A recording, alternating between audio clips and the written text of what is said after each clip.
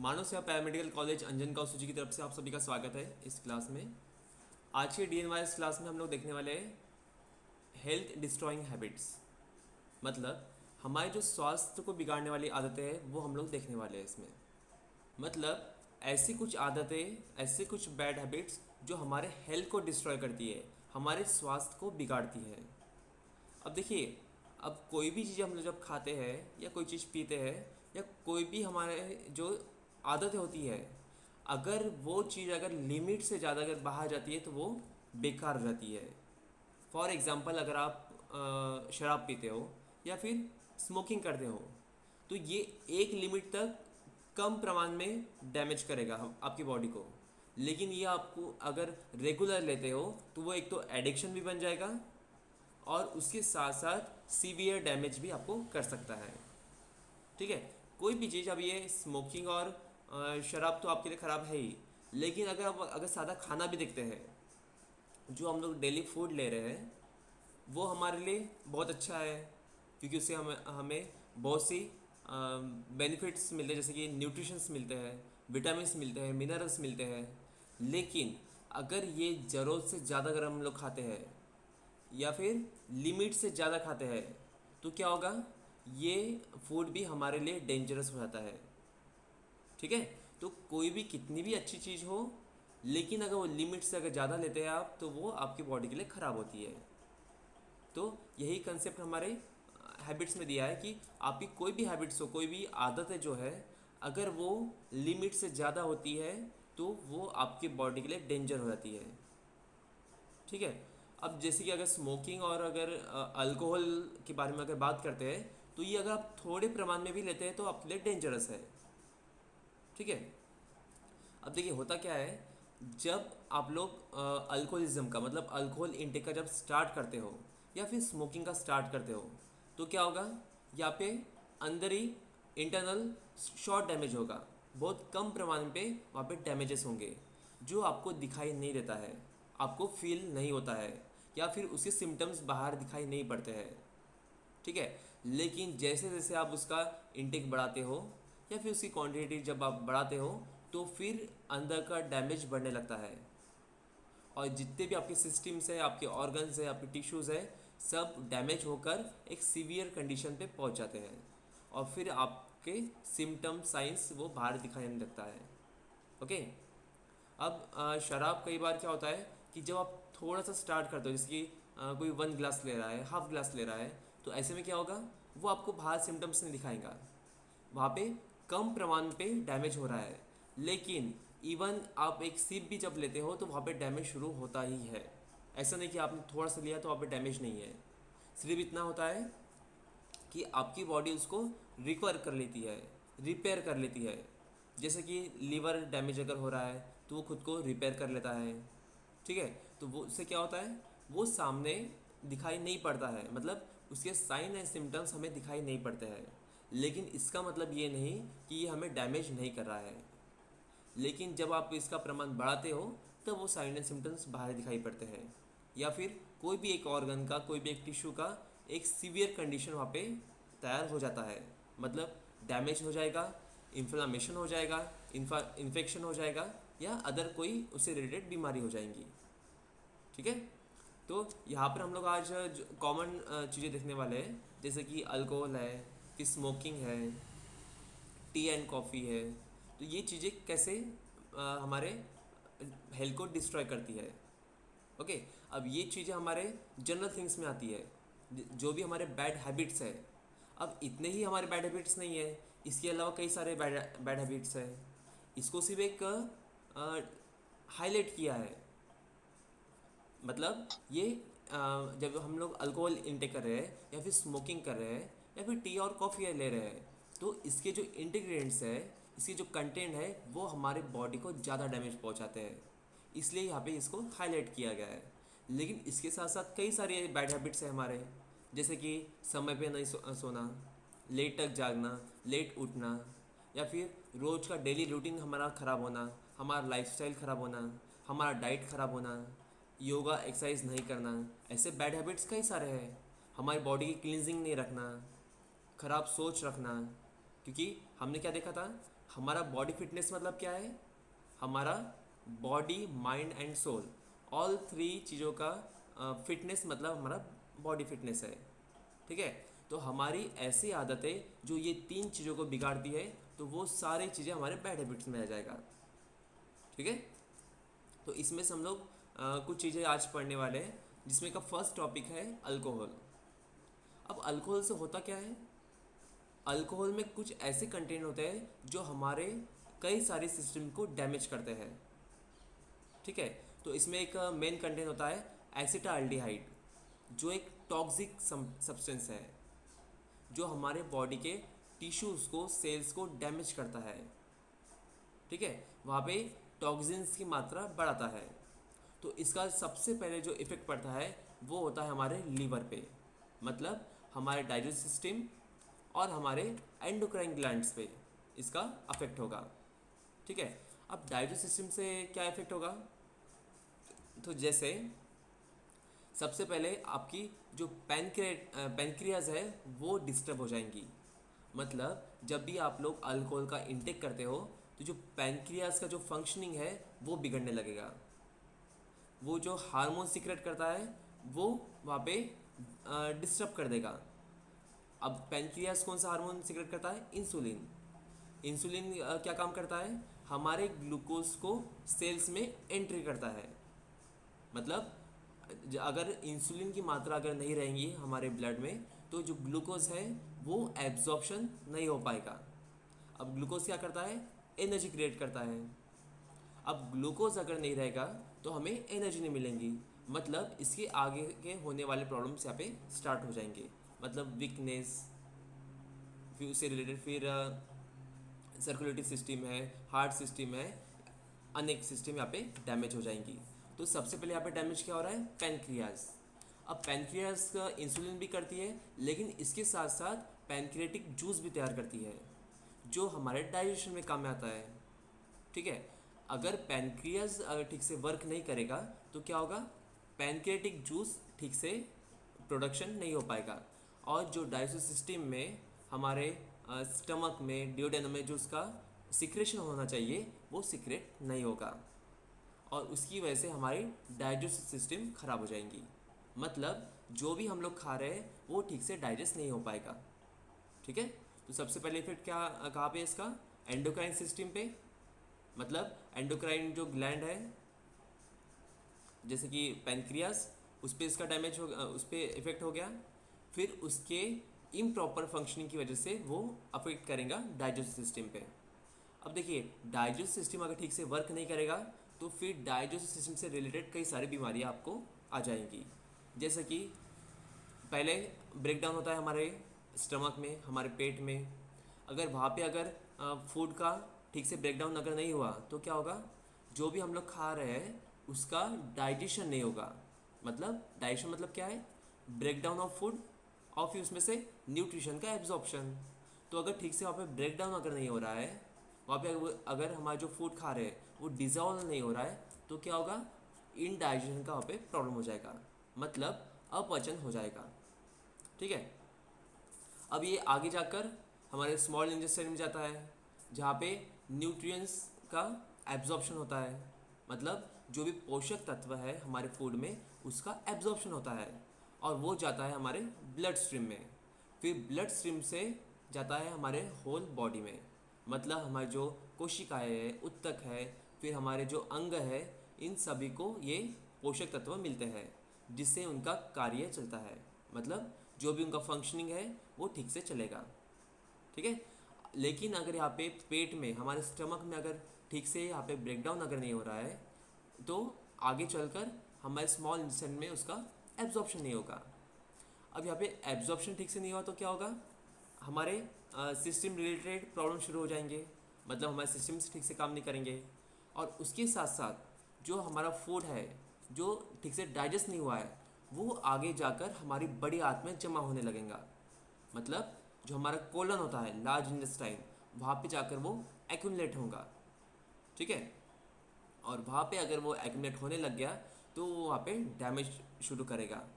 Damage के साथ साथ वहाँ पे ब्लॉकेजेस करेगा और हमें होगा फिर कॉन्स्टिपेशन। जिसे हम लोग कब्ज़ बोलते हैं। ठीक है, मतलब देखिए एक छोटी सी चीज़ से हमारे कितने सिस्टम यहाँ पे डिस्टर्ब हो गए हैं। अब ये हो गया पैनक्रियाज और डाइजेस्टिव सिस्टम। इसके साथ साथ ये लीवर पे भी अफेक्ट करेगा। लीवर पे कैसे अफेक्ट करेगा? लीवर क्या करता है, हमारा जो भी हम लोग खाना खा रहे हैं, जो भी लिक्विड ले रहे हैं, इन सभी का ये फिल्टरेशन करता है। फिल्टरेशन मतलब इसमें जो भी टॉक्सिन सब्सटेंस है, जो हार्मफुल सब्सटेंस है, उसको वो बाहर निकालता है। जैसे हमने जॉइंटिस में देखा था कि हमारे बॉडी में जो बाई प्रोडक्ट होता है बिलिरुबिन, बिलिरुबिन कहाँ पे तैयार होता है? जब भी हमारे आरबीसी ब्रेकडाउन होते हैं कोई भी बीमारी के कारण या फिर कुछ इम्प्रॉपर फंक्शनिंग की वजह से, तो वहाँ पे क्या होता है, आरबीसी जब भी ब्रेकडाउन होगा तो बाई प्रोडक्ट बिलिरुबिन तैयार होता है। और हमारा लीवर क्या करता है, इसी बिलिरुबिन को फिल्टर करके सेपरेट करके बाहर फेंकता है, हमारे यूरिन द्वारा, हमारे स्टूल द्वारा। ठीक है, लेकिन अगर लीवर ठीक से अगर फंक्शन नहीं करेगा तो क्या होगा, जितने भी हमारे बॉडी में सब्सटेंस है जो हार्मफुल है, जो फॉरेन मैटर है या फिर जो भी टॉक्सिन्स है, उसको वो फिल्टर नहीं कर पाएगा। ठीक है, तो एक्चुअल में होता क्या है, जब भी हम लोग अल्कोहल लेते हैं तो हमारा जो लीवर है उसे बार बार फिल्टर करता है, क्योंकि उसमें टॉक्सिन सब्सटेंस है। जो भी अल्कोहल हम ले रहे हैं उसमें टॉक्सिन सब्सटेंस है, हार्मफुल सब्सटेंस है, तो उसको वो फिल्टर करने की कोशिश करेगा। और जितनी बार वो फिल्टर करेगा उतनी बार हमारे लीवर के जो सेल्स है वो डैमेज होंगे। ठीक है, लीवर सेल्स कौन से होते हैं? हाइपोसाइट्स या फिर हेपेटिक साइट्स। मतलब हेपेटिक लीवर का दूसरा नाम है, तो हेपेटोसाइट्स जो है उसके सेल्स का नाम है, जो लीवर के सेल्स होते हैं। तो ये यहाँ पे डैमेज होना शुरू हो जाएंगे। ठीक है, अब होता क्या है, जब आप लोग थोड़ी मात्रा में ले रहे हैं, मतलब ओकेजनली ले रहे हैं, एक दिन आड़ या फिर हफ्ते में एक बार, तो ऐसे में क्या होता है कि जब भी हम लोग अल्कोहल ले रहे हैं वहाँ पे सेल्स डैमेज हो जाएंगे और फिर लीवर उसको रिपेयर कर लेगा। इसीलिए हमें बाहर सिम्टम्स दिखाई नहीं पड़ते हैं, कुछ हमें तकलीफ़ महसूस नहीं होती है। लेकिन जब ये इसकी मात्रा बढ़ाते हो, मतलब अल्कोहल इंटेक जब बढ़ाते हो आप, तो क्या होता है, जो लीवर है हमारा उसको रिपेयर होने को टाइम नहीं मिलता है। जो उसके सेल्स है जो डैमेज हो गए उसके रिपेयर में, रीजनरेशन में टाइम नहीं मिलता है, और ऐसे में लीवर का डैमेज बढ़ता ही जाता है। ठीक है, और जब लीवर का डैमेज बढ़ेगा तो वहाँ पे इन्फ्लामेशन तैयार होगा, मतलब वहाँ पे पेन होगा, वहाँ पे स्वेलिंग आएगा, जिसकी वजह से स्कार टिश्यू तैयार होते हैं। अब ये स्कार टिश्यू हमने पढ़ा था इसके पहले। ठीक है, सिरोसिस ऑफ लीवर में, सिरोसिस ऑफ लीवर में हम पढ़ा था जहाँ पे स्कार टिश्यू तैयार होते हैं लीवर के सेल डैमेज होने की वजह से, तो वही कंडीशन यहाँ पे आ जाएंगी। ठीक है, और जैसे स्कार टिश्यू तैयार होंगे तो वो फिर जो अच्छे वाले टिश्यू है, जो ओरिजिनल मतलब गुड टिश्यू है, उनको भी वो डैमेज करेंगे। ठीक है, और एक बार यहाँ पे लीवर का डैमेज शुरू हो गया तो उसमें फिर स्टिफनेस आएगा, मतलब अकड़न आएंगी, टाइटनेस आएगा, जिसकी वजह से वहाँ पे ब्लड फ्लो नहीं होगा और जो लीवर का जो फंक्शनिंग है, नॉर्मल फंक्शनिंग, वो बिगड़ जाएगा। ठीक है, और इसके साथ साथ फिर हमें लीवर से रिलेटेड कई सारी बीमारियाँ आनी शुरू हो जाएंगी, जैसे कि सिरोसिस ऑफ लीवर है, मतलब इन्फ्लामेशन ऑफ लीवर, उसके साथ साथ फिर हेपेटाइटिस, फिर उसके साथ साथ फैटी लीवर। ऐसे कई सारी बीमारियां हैं जो हमें यहाँ पे आनी शुरू हो जाएंगी। अब हो क्या रहा है, लीवर का फंक्शन जैसे बिगड़ेगा तो जो टॉक्सिन्स है, जो हार्मफुल सब्सटेंस है, वो फिल्टर नहीं हो पाएंगे, और जो अदर प्रोडक्ट्स हैं वो फिर हमारे बॉडी में घूमने लगेंगे। जैसे कि टॉक्सिन्स है, जो भी चीज़ हम लोग खा रहे हैं उसमें अगर टॉक्सिन प्रेजेंट है तो वो फिल्टर नहीं हो पाएगा और वह हमारे बॉडी में घूमते रहेगा, और जब वो बॉडी में घूमेगा तो फिर अदर सेल्स को, अदर टिश्यूज़ को और अदर ऑर्गन को भी वो डैमेज करेगा। ठीक है, इसके साथ साथ बिलिरुबिन नामक जो पिगमेंट होता है उसको भी वो फिल्टर नहीं कर पाएगा, तो हमारे बॉडी में मतलब जो ब्लड सर्कुलेशन है, जो ब्लड की मात्रा है, उसमें बिलिरुबिन बढ़ने लगेगा, और जैसे बिलिरुबिन बढ़ जाएगा तो हमें जॉइंटिस की तरफ तकलीफ होगी, मतलब जॉइंटिस हमें होने लगेगा। ठीक है, तो देखिए पहले देखा हमने एंडोक्राइन ग्लैंड्स जिसमें पेनक्रियास था, फिर उसका इफेक्ट हुआ डाइजेस्टिव सिस्टम पे, अब नेक्स्ट इसका इफेक्ट था लीवर पे। अब देखिए लीवर और पेनक्रियास जब ये डैमेज होंगे तो इसके डिपेंडिंग आगे अलग प्रॉब्लम शुरू हो जाएंगी। ठीक है, जैसे कि शुगर लेवल, जब भी हमारा लीवर ठीक से काम नहीं करेगा, हमारा पेनक्रियास ठीक से काम नहीं करेगा, तो क्या होगा, हमारा शुगर लेवल अफेक्ट करेगा। मतलब अगर हमारा लिवर ठीक से फंक्शन नहीं कर रहा है और उसके साथ साथ पेनक्रियास भी अगर ठीक से काम नहीं कर रहा है, तो यहाँ पे क्या होगा, हाइपोग्लाइसीमिया, मतलब लो शुगर लेवल, हमारे बॉडी में शुगर की लेवल कम होने लगेंगी। ठीक है, और अगर सिर्फ पैनक्रियास अगर डैमेज हुआ तो क्या होगा, यहाँ पे हाइपर ग्लाइसीमिया होगा, मतलब हाई शुगर लेवल, क्योंकि पैनक्रियास क्या करता है, इंसुलिन सिक्रेट करता है। इंसुलिन क्या करता है, इंसुलिन ग्लूकोज को मदद करता है सेल में एंटर होने के लिए। इसका हमने लास्ट लेक्चर में जो हमने जब डायबिटीज़ देखा था तो उसमें इसका वीडियो भी देखा था।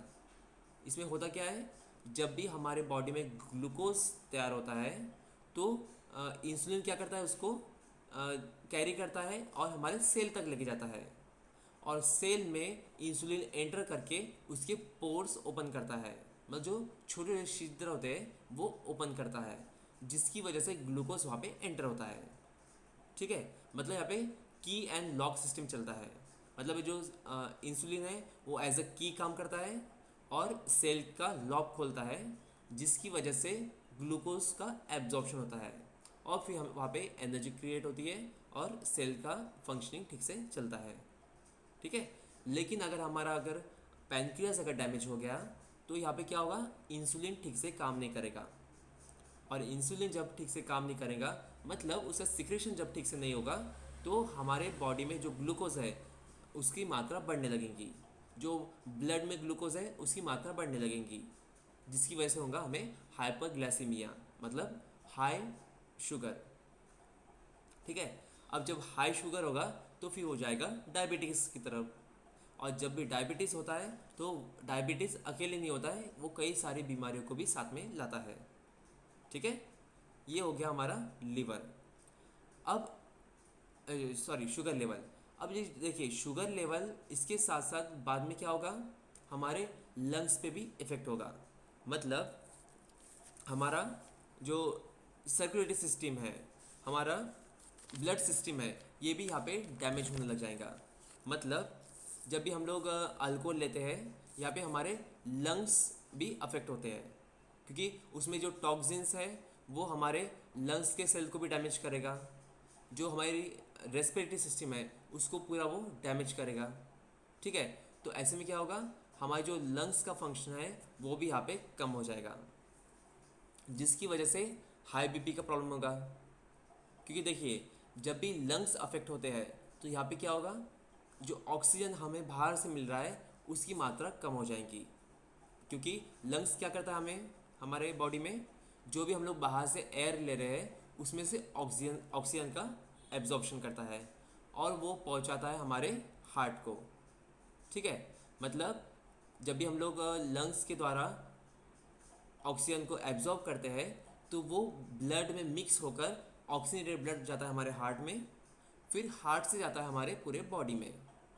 ठीक है, अगर यहाँ पे लंग्स का अगर वर्किंग अगर ठीक से नहीं रहेगा तो जो ऑक्सीजन एब्जॉर्प्शन है उसकी मात्रा कम हो जाएगी, मतलब हमारे बॉडी में ऑक्सीजनेटेड ब्लड कम हो जाएगा, और जब भी ऑक्सीजनेटेड ब्लड कम होता है तो वो अफेक्ट डालता है हमारे हार्ट पे, क्योंकि हार्ट क्या करता है, ऑक्सीजन लेता है, खुद की मसल्स को भी ऑक्सीजन ब्लड पहुंचाता है और अदर बॉडी पार्ट्स को भी ऑक्सीजन ब्लड पहुंचाता है।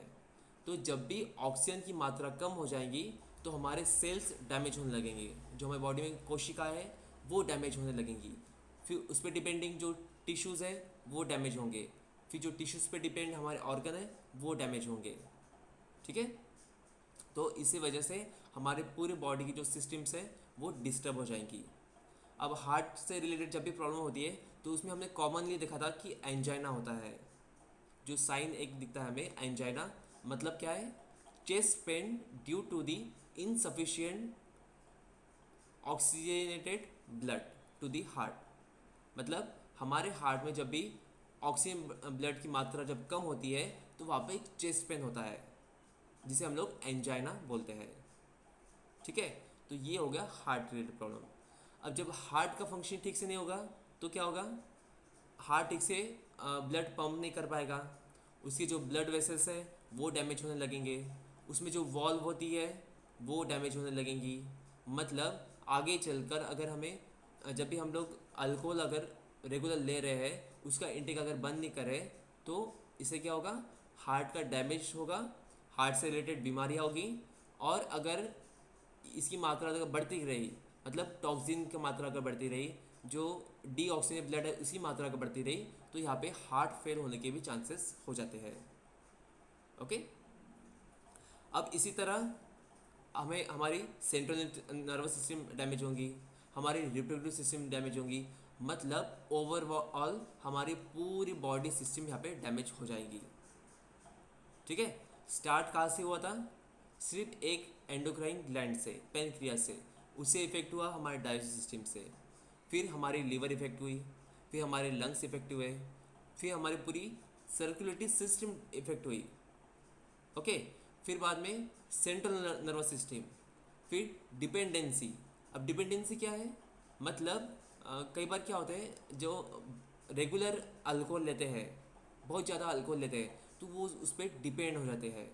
मतलब खुशी रहेगी, हैप्पीनेस रहेगा तो अल्कोहल लेंगे, कुछ सैडनेस रहेगा तो अल्कोहल लेंगे, और ऐसा करते करते एक वक्त ऐसा आता है कि अल्कोहल के बिगर आप नहीं रह पाते हैं। मतलब आपका बॉडी डिस्टर्ब हो जाता है, आप टोटली उस पर डिपेंड हो जाते हैं, जिससे हम लोग बोलते हैं डिपेंडेंसी ऑफ अल्कोहल। मतलब अगर अल्कोहल नहीं लेंगे तो आपको एनजाइटी आएगा। एनजाइटी भी एक बीमारी है। एनजाइटी मतलब क्या है, इमोशनल बीमारी है ये, मतलब इमोशन से रिलेटेड, बहुत ज़्यादा घबराहट होना, बहुत ज़्यादा डर लगना, बहुत ज़्यादा वरी होना, तो ये सब क्या है, ये एनजाइटी है।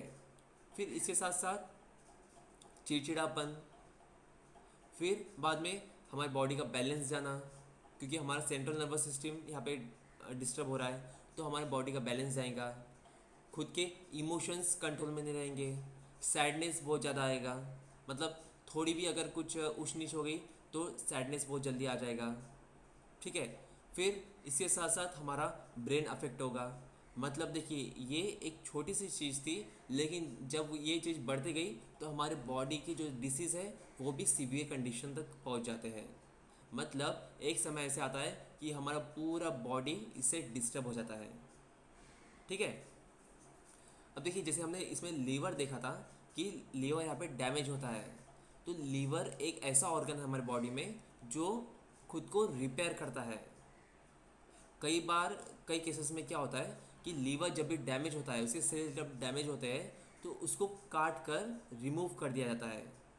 मतलब अगर हमारा लीवर 30% तक 40% तक भी अगर काट कर उसको निकाल दिया जाए तो वो खुद को फिर से रिपेयर कर लेता है, खुद को वो बना लेता है, इतनी उसमें क्षमता होती है। लेकिन अगर आप बार बार अल्कोहल ले रहे हैं, कंटिन्यूस अल्कोहल ले रहे हैं, तो उसका डैमेज बढ़ता जाता है और एक कंडीशन ऐसी आती है कि लीवर ही ट्रांसप्लांट करना पड़ता है। ठीक है, तो इसका मतलब यहाँ पे क्या है कि कोई भी चीज़, अब ये हमने यहाँ पे एक अल्कोहल का एग्जांपल देखा, ऐसे ही कोई भी एडिक्शन हो, कोई भी आपकी बैड हैबिट्स हो, अगर वो ज़रूरत से ज़्यादा अगर वहाँ पे बढ़ जाती है तो वहाँ पे सीवियर कंडीशन वो तैयार करती है। ठीक है, तो ये था हमारा पार्ट अल्कोहल का। अब हम लोग नेक्स्ट देखते हैं स्मोकिंग। स्मोकिंग क्या यहाँ पे इफ़ेक्ट करता है, तो स्मोकिंग देखिए, स्मोकिंग में भी बहुत सारे केमिकल्स हम लोग देख सकते हैं। जैसे कि स्मोकिंग का मेन कंटेंट क्या है, टोबैको, जो तंबाकू होता है, और इसके साथ साथ कई सारे इंग्रेडिएंट्स उसमें होते हैं। तो स्मोकिंग एक ऐसी चीज़ है जिसकी वजह से हमारे बॉडी में बहुत ज़्यादा मात्रा में केमिकल्स तैयार होते हैं, बहुत ज़्यादा मात्रा में टॉक्सिन्स तैयार होते हैं। फॉर एग्जांपल एसीटोन, फिर इसके साथ साथ टार, निकोटीन, कार्बन मोनोऑक्साइड, ऐसे कई सारे केमिकल्स हमारे बॉडी में इसमें तैयार होते हैं। अब निकोटीन इसमें सबसे डेंजरस एक कंटेंट होता है, जो सेम हमारे टी और कॉफ़ी में भी है, टोबैको में भी है। मतलब जब भी हम लोग पढ़ेंगे टोबैको से क्या इफेक्ट है, टी कॉफ़ी से क्या बैड इफेक्ट है, तो उसमें निकोटीन आएगा, ठीक है। और जो सिगरेट है उसका मेन कंटेंट क्या है, टोबैको। तो जो निकोटीन है वो सबसे ज़्यादा डेंजरस इसमें कंटेंट होता है, जो हमारे सेंट्रल नर्वस सिस्टम को, हमारे टिश्यूज़ को, हमारे सेल्स को ये डैमेज करता है, ठीक है। क्योंकि ये क्या है, एक टॉक्सिक सब्सटेंस है जो हमारे बॉडी के इनर लेयर जो होते हैं, इनर लेयर कौन सा है, म्यूकोसा, मतलब इपिथेलियल टिश्यू यहाँ पे होते हैं, जो हमारे ऑर्गन्स के इनर लेयर्स है, उसको ये डैमेज करता है, ठीक है। तो इसमें देखा गया है, जो अमेरिकन लंग्स यूनिवर्सिटी है, इनकी एक सर्वे के अनुसार जो हम लोग स्मोकिंग करते हैं, तो स्मोकिंग के दौरान जो सिगरेट हम लोग यूज़ करते हैं उसमें मोर देन 600 केमिकल्स होते हैं। मतलब एक सिगरेट में 600 से ज़्यादा केमिकल्स इसमें होते हैं।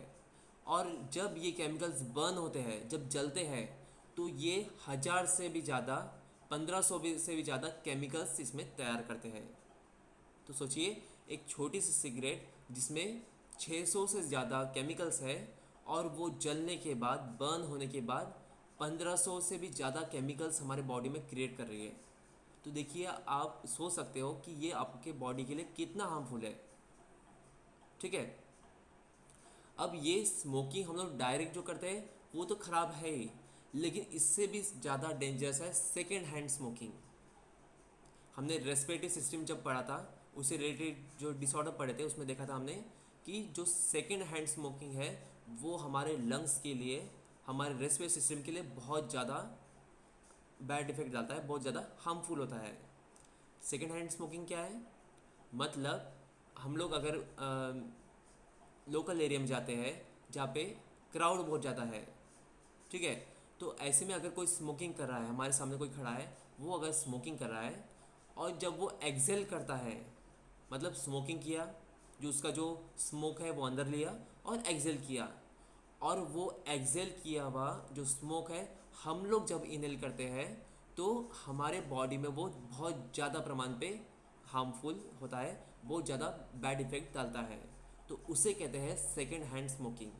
मतलब हम लोग तो स्मोकिंग कर नहीं रहे हैं, आगे वाला स्मोकिंग कर रहा है, लेकिन जो भी वो एक्सेल कर रहा है स्मोक, और वो हम लोग जब इनहेल करते हैं तो उसे कहते हैं सेकेंड हैंड स्मोकिंग।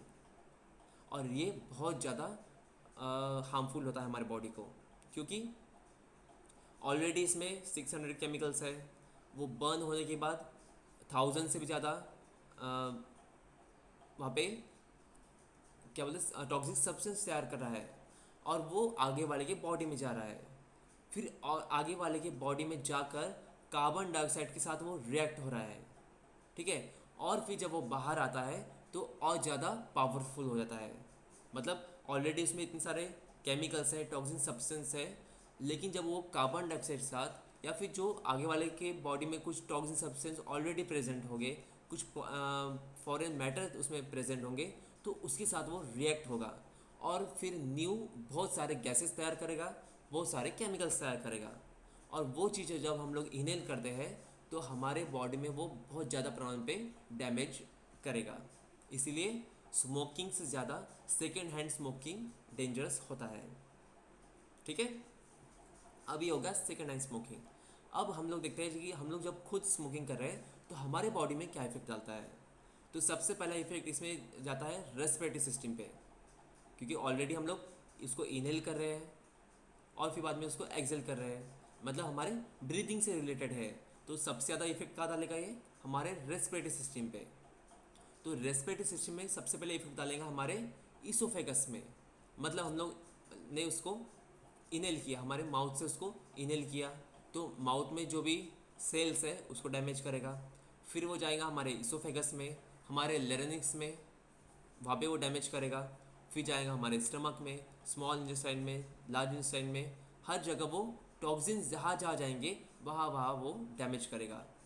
लेकिन जब हम लोग रेस्पिरेटरी सिस्टम से रिलेटेड बातें करते हैं तो ये हम लोग इनहेल कर रहे हैं, मतलब लैरिंक्स से लेकर हमारे ब्रोंकाइटिस में जाएगा, ब्रोंचियोल्स में जाएगा, फिर हमारे एल्वियोली में जाएगा और हमारे लंग्स तक वो पहुंच जाएगा। मतलब रेस्पिरेटरी सिस्टम से रिलेटेड जितने भी ऑर्गन्स हैं वो सबको डैमेज करेगा। ठीक है, तो सबसे पहले क्या करेगा वो, हमारे लैरिंक्स, जो यहाँ पे लैरिंक्स होता है उसको डैमेज करेगा। फिर हमारे ब्रोंकियोल्स को डैमेज करेगा, मतलब हमारे विंड पाइप, जो यहाँ से जो विंड पाइप होता है उसको बोलते हैं ब्रोंकियोल्स।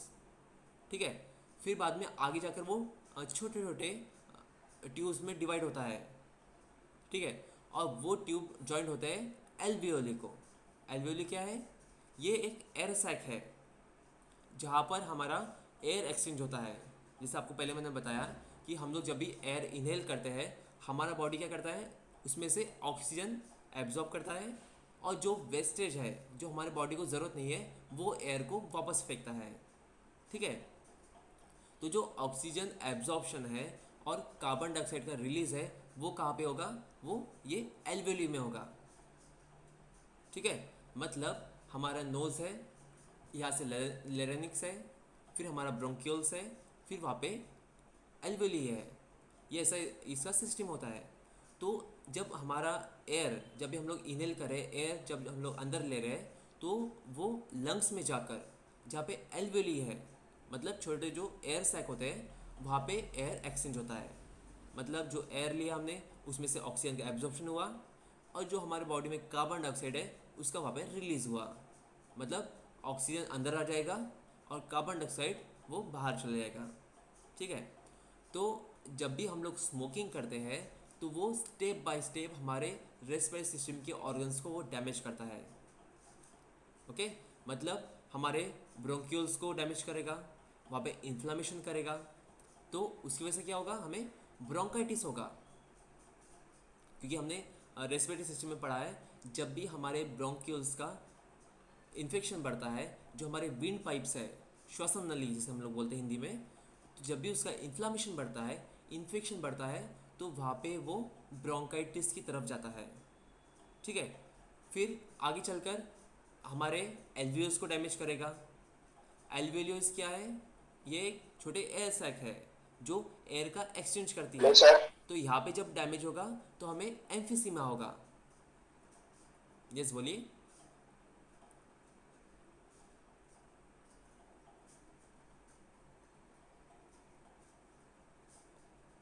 कोई कुछ पूछ रहा है?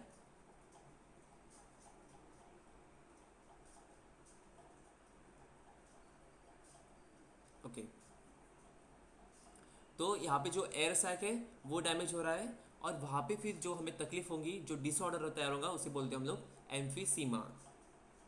ठीक है, और जब हमें एम्फीसीमा भी हो जाएगा, ब्रोंकाइटिस भी हो जाएगा, तो ये दोनों मिलकर आगे तैयार करेंगे सीओपीडी को, मतलब chronic obstructive pulmonary disease. COPD क्या है, ये ग्रुप ऑफ लंग डिसीज है। मतलब जो भी हमारे रेस्पिरेटरी सिस्टम से रिलेटेड जो बीमारियां होती है, अगर वो एक से ज़्यादा दो, दो से ज़्यादा तीन, ऐसे जब वो बढ़ती आती है तो वहाँ पे सीओपीडी तैयार होता है। मतलब क्रोनिक ऑब्स्ट्रक्टिव पल्मोनरी डिसीज यहाँ पे तैयार होती है। ठीक है, तो सबसे पहले क्या हुआ, हमारा ब्रोंकियल्स, हमारा ब्रोंचियोल्स ये डैमेज हुआ, फिर हमारा एयर सैक डैमेज हुआ और फिर साथ में ये बन गया सीओपीडी। अब जब सीओपीडी होगा, इसकी जब सीवियर कंडीशन बढ़ेगी तो यहाँ पे कैंसर तैयार होगा, मतलब जिसे हम लोग बोलते हैं लंग कैंसर। अब हम लोग नेक्स्ट देखते हैं हमारी कार्डियोवास्कुलर सिस्टम। कार्डियोवास्कुलर सिस्टम मतलब क्या है, हमारी हार्ट, जो हार्ट से रिलेटेड बीमारियां हैं उसे बोलते हैं हम लोग कार्डियोवास्कुलर सिस्टम। तो ये जो स्मोकिंग है, जो एयर हम लोग अंदर ले रहे हैं जिसमें बहुत ज़्यादा टॉक्सिन्स है, केमिकल्स है, तो ये क्या करेगा, हमारे हार्ट के मसल्स को भी डैमेज करेगा।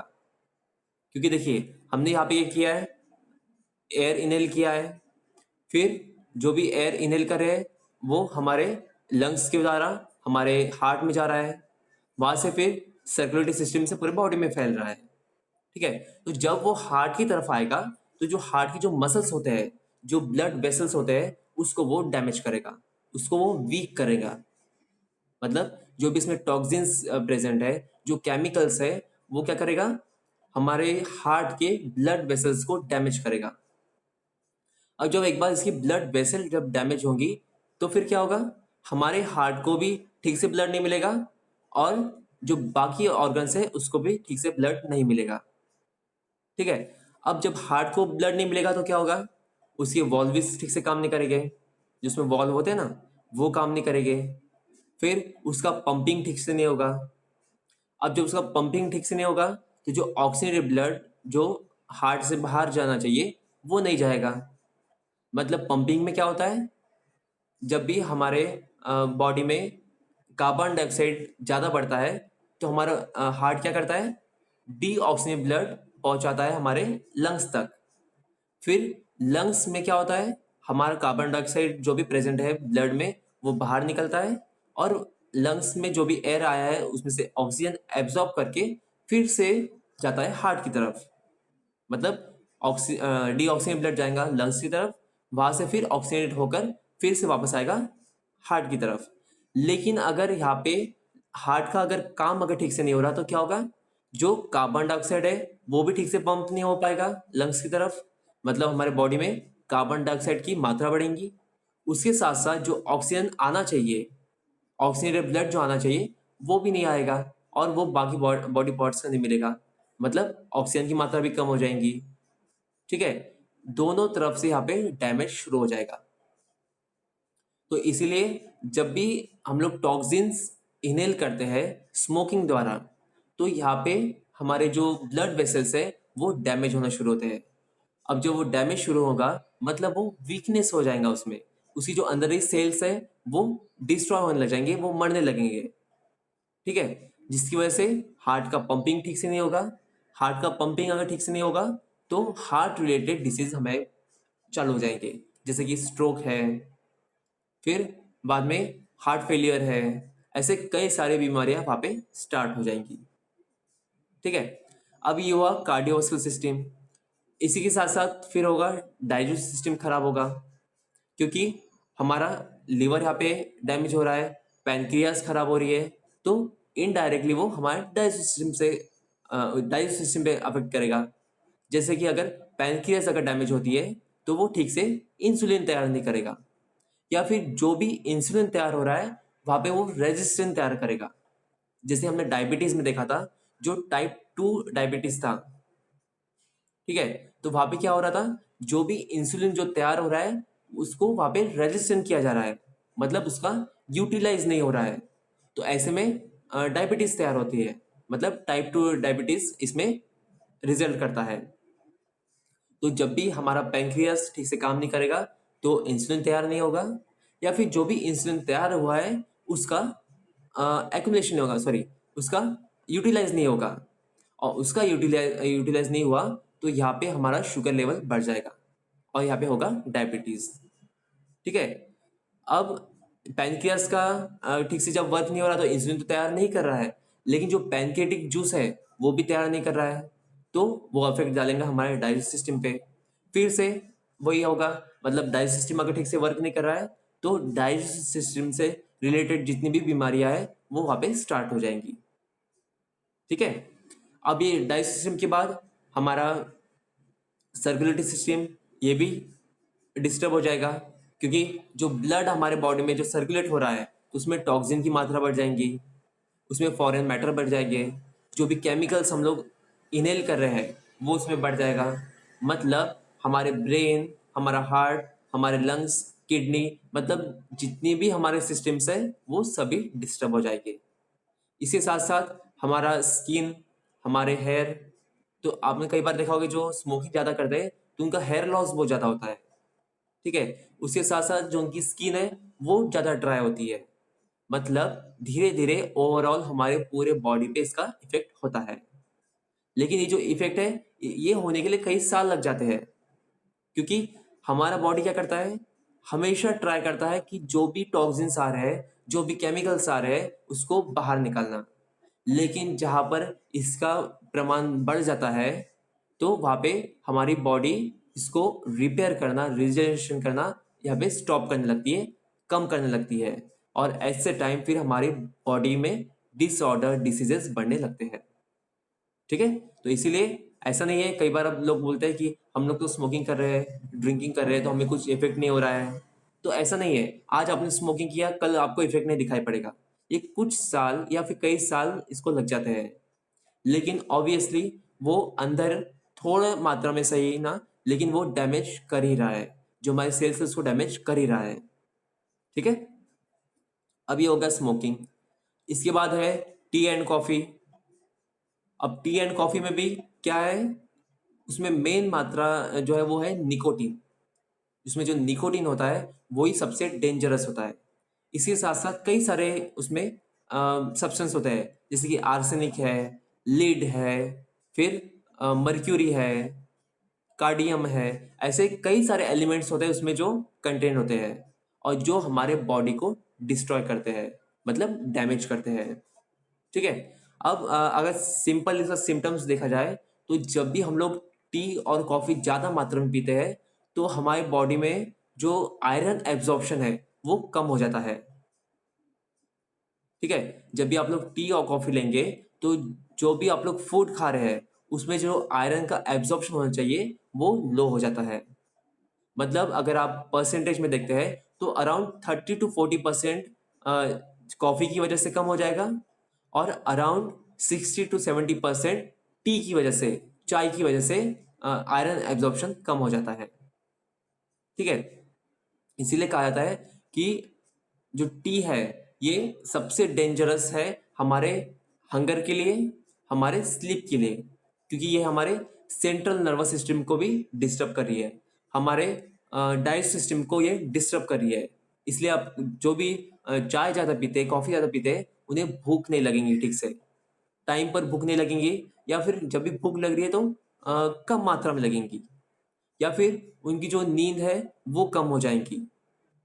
ठीक है, तो इसीलिए जब भी हम लोग टी ले रहे हैं, कॉफ़ी ले रहे हैं, तो ये हमारे बॉडी पे बहुत ज़्यादा हार्मफुल इफेक्ट दिखाता है।